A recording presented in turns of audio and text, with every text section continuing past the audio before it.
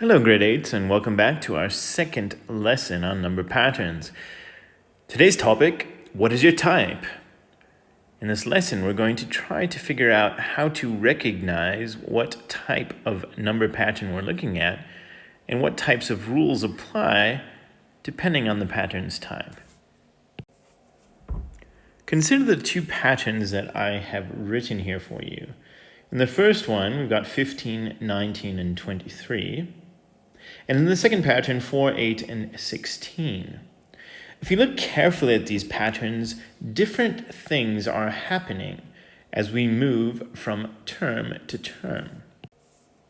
In the previous lesson, we learned about labeling different things in a pattern, and we learned that we can call the first term T1 for term 1, T2 for term 2, T3 for term 3. And as we move from one number to the next in the first pattern, to go from 15 to 19 and then from 19 to 23, we have to ask, how did that happen? How did we make that move? And if we look carefully, I think most of you can see we added 4 each and every time.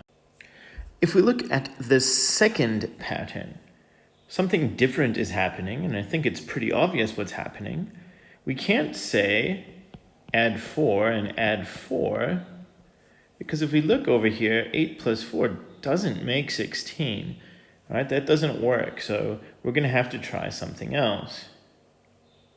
If we look carefully at the sequence, we can see actually to get from 4 to 8 and 8 to 16, we are multiplying times 2 every time. So here's the fundamental difference. In the first pattern, we are adding or subtracting to get to the next term. In the second pattern, we are multiplying or dividing to get to the next term. And this is the fundamental difference between types of patterns. In the first example, we are moving by adding or subtracting to get to the next number. And each time we're adding 4. So we call that a common difference. In the second example, it's different. If we look carefully to move from 4 to 8 or 8 to 16, we're multiplying by 2. And whenever we multiply, we call it a common ratio. And this is the fundamental difference between types of number patterns.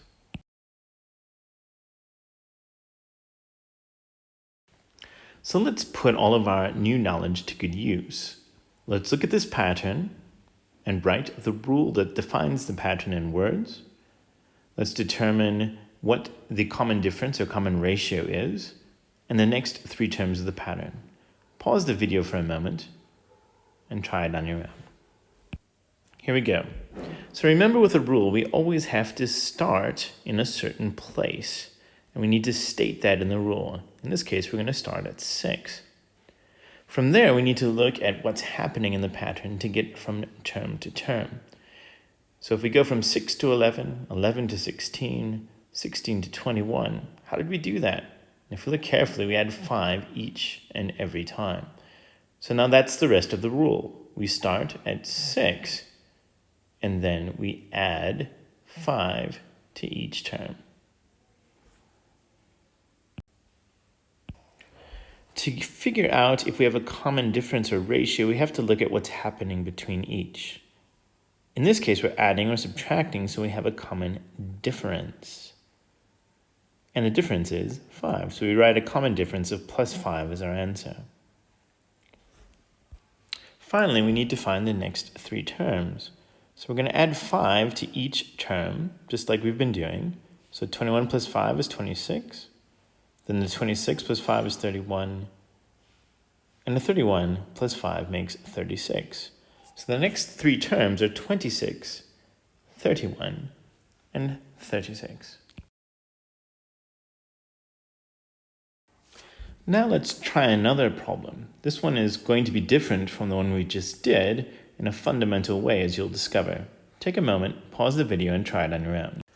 The first thing we need to do is look at what's happening between the terms. And if we look carefully here, To get from minus 2 to minus 4, we subtract 2, and from minus 4 to minus 8, we subtract 4. That's a problem because it's not the same, and we don't have a common difference. However, if we look again, we can see that moving from minus 2 to minus 4 is possible by multiplying by 2, and doing it again, we would get minus 8. So that means something is working out there. Remember, 2 parts to the rule. Where do we start? We start at minus 2, then we multiply each term by 2. To figure out if you have a common difference of ratio, we have to look, are we multiplying or adding?